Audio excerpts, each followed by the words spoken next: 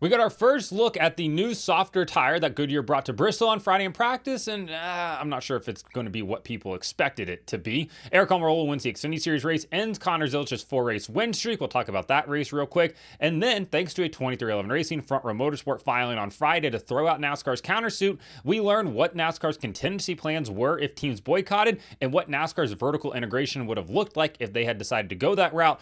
And it's pretty interesting. Welcome back to Break Hard. I'm Matt. Before we get into the news, we have NASCAR 25 video game news that came out on Friday. We learned what the pricing is going to be. The standard game is going to cost you $59.99, very much in line with every other video game out there. The Gold Edition will cost you $79.99, basically the price it costs to get Chase Elliott's autograph at the merch haulers. Now, what do you get for that $20 more? Well, you get 3-day early access, you get like $10,000 of in-game credits, so you can be a pay driver in the video game, I guess, and you get 230 plus paint schemes and fire suits, thanks to the 3 DLC pack. So if you care about the paint schemes, if you care about playing 3 days early, then the Gold Edition is probably for you. If you buy the standard edition, you can always buy the season pass as well for $24.99, which gets you everything that's in the gold. So basically, buying the gold saves you $5. You can pre-order next week on the 18th. Now, let's get into what we want to talk about with the Bristol tire, because coming into the weekend, we had heard that Bristol's bringing a new, softer right side tire to encourage tire wear, not maybe as dramatic as what we saw in the spring of 2024, but, hopefully one that would wear out and not look like what we had back in the spring of this year, where they could basically run the entire race on one set of tires. So going into the weekend, we heard Denny Hamlin say that he had heard when they put the new tire on the sandbelt machine at the Goodyear facility, it gunked up and destroyed the sandbelt machine. Okay, well, it's worth noting that it came right off the line, didn't have time to cure, so maybe it was a little bit there. During practice, we got our first look at it, and the tires came off the car, and yeah, there was not any real substantial wear from them. Brad Keselowski got out of the car, talked to the TNT folks, and said, yeah, these tires could go all day. Not what you want to hear from a fan standpoint. Justin Haley got out and said, yeah, this compound feels very much like the other compounds that we had here as well. Bit disappointing. Like I said the other day, there's a saying in Tennessee, I know it's in Texas, probably in Tennessee, fool me once, shame on you. You fool me, can't get fooled again. And that's what I said earlier in the week. We're not getting fooled again by the softer tire promise here. I'm very much going into the weekend expecting these tires to last 200-ish laps and not show any major signs of wear. Now, let me preface this. It is worth saying that it was over 100 degrees track temperature on Friday during practice. On Thursday night, the sun is going to be down, the track is going to be cooler, the ambient air temperature is going to be cooler. Maybe that will help it, but I'm not holding out a ton of hope at this point. This is Goodyear's trying to find a solution to a problem that they honestly don't know, right? Like they don't know why it did it, essentially, other than the fact that maybe it was the cooler temperatures that affected it. And at this point, they're kind of just chasing ghosts. They're not really sure what exactly it is and how to fix it and what to do with it, but they're going to keep trying until they maybe replicate it as well. And right now, it just didn't seem like it worked, at least not in the heat of the day. Maybe it will be better at night. I know Goodyear's got an incredibly hard job to do, but I think it's probably time we just stop talking about tires when it comes to Bristol. And this might just be, what we have. What we had back in spring of 2024 was an anomaly, and it's unlikely to happen again at this point. Eric Almirola won the Xfinity Series race at Bristol on Friday night. Woo for him. 34 laps led, stayed out on older tires, was able to win the race. Connor Zilich is going for his fifth win in a row, rather. He already had 4 wins in a row. He's going for his 5th win in a row. He ends up with a P5 finish. He had pitted to put fresher tires on there with like 35-ish laps to go in the race, and ultimately was not able to come back up through the field there to get back to the leader, that being Eric Almirola. Sheldon Creed finished second. Once again, I believe that is his 15th career second place finish in the Xfinity Series. Has yet to win a race. Maybe eventually we'll get it done.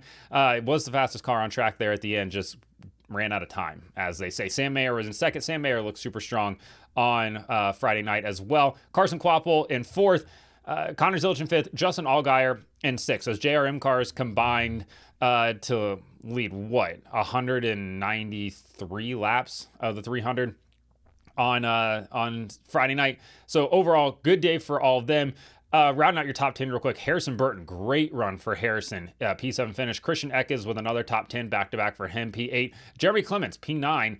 for his own team, and Brendan Poole gets a top 10 as well for that Alpha Prime team. Great runs for all of them.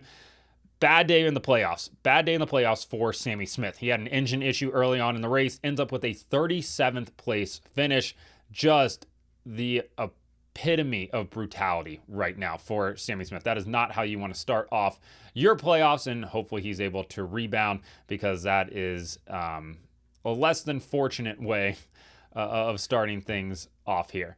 Now, let's get into the playoff standings real quick. Obviously, Connor Zilic is just light years ahead of everyone else. He is plus 85 over the cutoff line right now, a full race ahead, barring something dramatic happening in Kansas. What is that, 2 weeks time for them? Like, he's going to lock in to the next round. Justin Allgaier plus 53.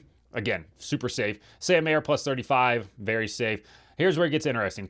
Carson Kloppel plus 16. Harrison Burton plus 9. Harrison Burton, big jump up for him. Brandon Jones plus 8. Sheldon Creed plus 7. Taylor Gray plus 3. Nick Sanchez is 3 under. Jesse Love is 3 under. Austin Hill, who of course came into this with no playoff points thanks to his intentional wreck of Eric Almirola back at Indianapolis.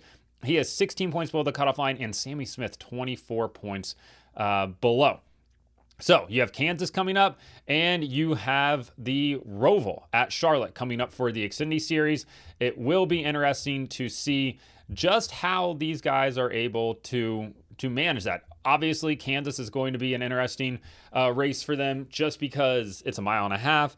The JRM cars have been super strong there, but you have a guy like Eric Almirola or others that can really come in and kind of stink up the party. Okay, and then you have a road course. Sam Mayer won there last year on the Roval. Connor Zilic, of course, in this race now, so I think you have to kind of look at those two to be the favorites there, but who knows? Crazy things can happen in these races, but the Xfinity Series playoffs are off and running. On Friday night, 2311 Racing, Front Row Motorsports, they filed to have NASCAR's countersuit thrown out of the court, or at the very least be tried in a different trial come 2026. But in that filing, they laid out what NASCAR's contingency plans were if teams decided to boycott the series back when negotiations were happening, and what NASCAR's vertical integration would have looked like if that's the route NASCAR would have taken. And there's a lot of information here. We're going to go through all the slides that Bob Hawker's posted. I'm going to try to go through them as quickly and succinctly as possible, but I think there's a lot of interesting information in there, kind of a look behind the curtain. Vertical integration, for people that don't know, is basically NASCAR would have controlled everything. So NASCAR would have had one giant shop. They would have ran all 30 cars, however many cars they would have had out of there. They would have paid for everything. Crew members, haulers, drivers. They would have done all the sponsorship work. They would have done all the PR, all the HR, all the business. Everything would have been done by them. And it was costly. It would have costed a lot of money. So let's get started here. Let's look at what the first slide that Bob Hawkers shared out was, and it was team disruptions. Partial race weekend disruption. Basically, if the teams had boycotted practice, NASCAR would have immediate PR response, and then leak reaction would be to cancel qualifying, to sort of be a deterrent, to make teams, be like, oh no, we gotta qualify for this. Then, if the teams decide to boycott after the green flag waves, essentially they come down and park on pit road. Think of like the United States Grand Prix when all the Michelin teams came down pit road and parked there before they took they didn't actually take the green flag, but they did the reconnaissance lap. Regardless, immediate PR response. If halfway, award points and in the event. If not halfway, postpone the event. Treat it like rain to buy time. If they boycott prior to the green flag, immediate PR response, postpone the event. Again, treat it like a rain event. Boycott after support races.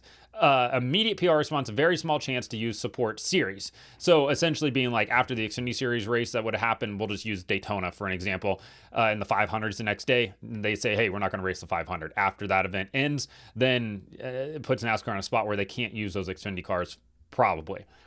Then boycott a race before support events. Immediate PR response, move support race to the main event, determine support race status, modify distance to support engines, tires, etc. So basically they would be like, hey, Xfinity Series race, you're now racing on Sunday. Guess what? You guys get to race for the Daytona 500, but it would probably be like the Daytona 300 in distance wise. Then you have a boycott race before support events offsite. So basically they never even come to the support events. Races are not at the same track as the NASCAR Cup Series teams. Immediate PR response, slight opportunity to divert support field to main event location, determine support race status, modify distance, blah, blah, blah. Be really difficult if they were like, I don't know, in Portland the Xfinity Series was, and the Cup Series was in Darlington. That would have been a difficult one to get done there. Boycott support race is off weekend. Basically, the Xfinity Series is off that weekend. They decided to boycott. The Cup Series they would try to get the Xfinity Series down to the Cup Series.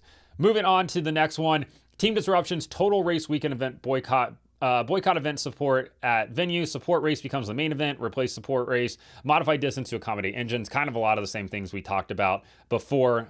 Boycott event support not racing. Dispatch support series to main event location. Modified distance to accommodate engines and tires. So basically, like, if they decided to boycott and Xfinity was off, they were going to call the Xfinity teams and be like, hey, you got to get down to or over to wherever we're at here. Team disruptions, near team event boycott, PR comms plan established internally, event determine path if partial boycott, what's the fewest next gen cup cars to race, alternative formats of support series are used for engines and tires, pit crew availability if cup teams boycott, status of support series, original event if moved to the main event, equipment 15-inch tire availability.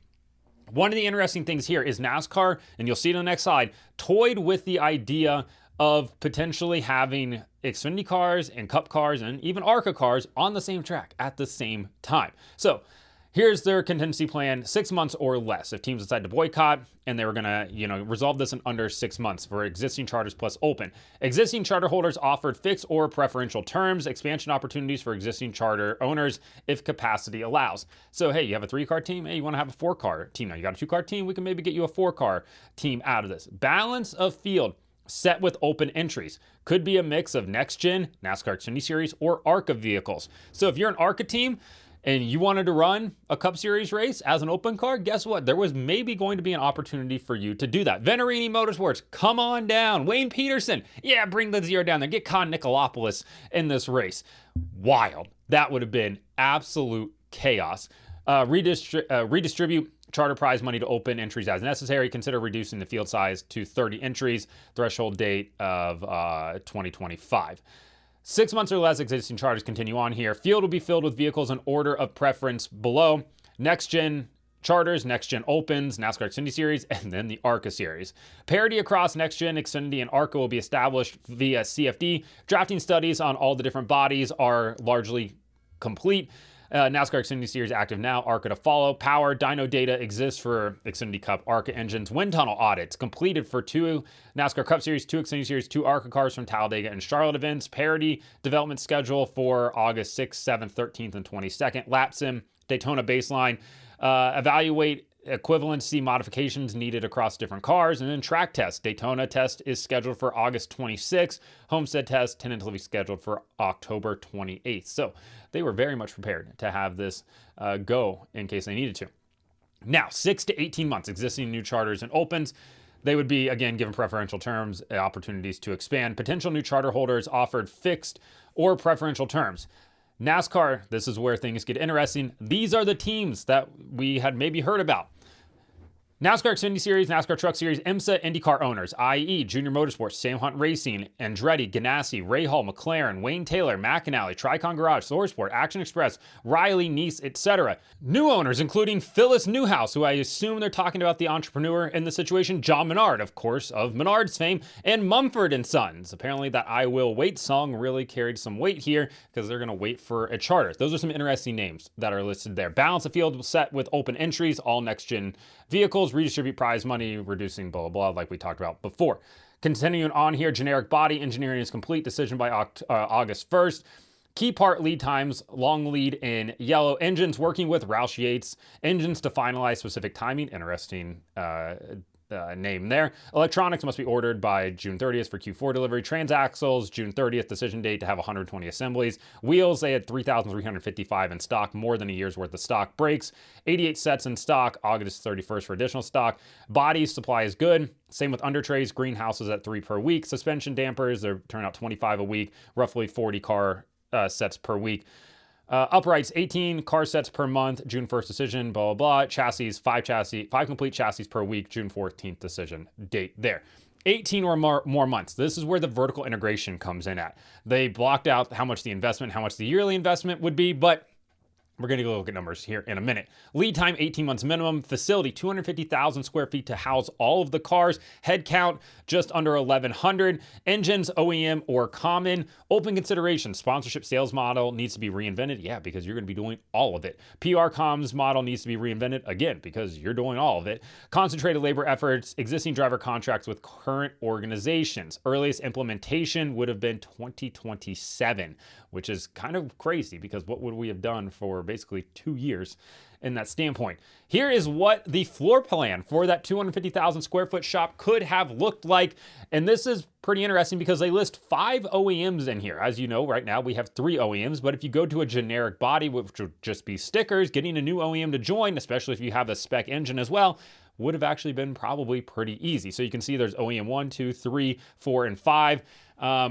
Yeah, this would have been so weird to see all of them existing in one giant shop here, all being run out of the same thing, like it's Monster Jam, like, or SRX or whatever. Yeah, that would have been very odd. Speaking of numbers, we get a financials overview for the vertical integration here. Personnel, including drivers, road, pit crew, shop, management. 36 entries would have costed them $217.15 million. 30 entries would have cost $181 million. Building, including rent, utilities, technology, overhead, 38.9. Car parts, including startup engines, consumables, crash, etc., $248.4 million for 36 entries. Pit crew, including training, pit guns, and pit road carts, $30.8 million. Travel, haulers, airfare, hotel, rental car per diem, $72 million for a 36-car field. Second year efficiencies overview.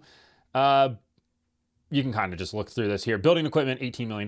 Building technology, $18 million. Year 2, obviously, that's going to be reduced because your startup cost is going to be way down there. Car parts, new, $95 million to start off with. Year 2 would have been $28 million. And then pit equipment, pit boxes, 10.8. Obviously, you've got them for year 2, so it's going to drop dramatically there. Same with the haulers, the initial costs, and then you just have upkeep on them. Then you have building rent, $250,000 per team, $55,000. Line title total, $2 million. Then you have building equipment. Obviously, you have 36 teams per team, $300,000. Technology would be $500,000. Overhead, $75,000. Getting into car parts for this.